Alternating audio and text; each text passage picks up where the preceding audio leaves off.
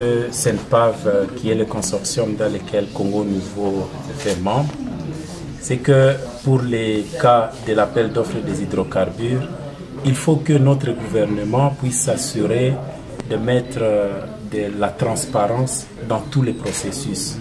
Notamment, nous savons aujourd'hui qu'il y a des blocs pétroliers et des blocs gaziers qui ont été mis dans l'appel d'offres, mais qui ne devraient pas être mis là-bas. Il faut donc que nous puissions savoir quels sont les blocs pétroliers, quels sont les blocs gaziers qui légalement peuvent être dans l'appel d'offres. Donc nous demandons à notre gouvernement d'élaguer tous les blocs gaziers, tous les blocs pétroliers qui peuvent être en conflit avec la loi, mais aussi des blocs pétroliers et des blocs gaziers qui se trouvent dans des zones écologiquement sensibles, comme dans les parcs et dans d'autres zones qui sont protégées.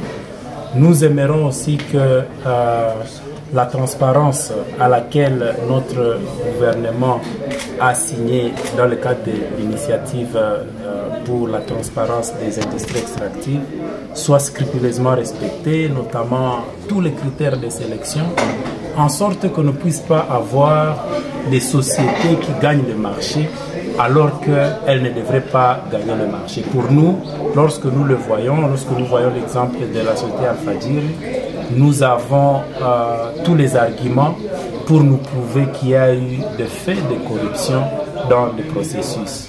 Voilà le conseil que nous donnons au gouvernement. Où la société Alpha-Djiri et même l'entreprise ou la société Wins Production, ce sont des sociétés qui ont gagné le marché de l'exploitation du gaz, notamment pour le bloc de Luanjofu et le bloc d'Idjwi dans le lac Kivu. Mais c'est des sociétés qui n'ont ni capacité technique ni capacité financière. D'ailleurs, pour Alpha-Djiri, c'est d'ailleurs une société très nouvelle qui a été créée seulement 6 mois avant le processus, le début de l'appel d'offres. Et nous avons tout, comme nous avons écrit dans notre rapport, qui prouve que c'était de façon cavalière que cette société, que ces deux sociétés-là ont gagné le marché. Et nous demandons à la population de Goma, aux acteurs sociaux, à tout le monde, de se renseigner par rapport à cela, parce que c'est nous qui allons en fait payer le prix de cela. Si le gaz est mal exploité dans notre lac ici par une entreprise qui est novice en la matière, s'il y a des accidents, c'est en fait nous, la population, qui allons payer de lourds tributs.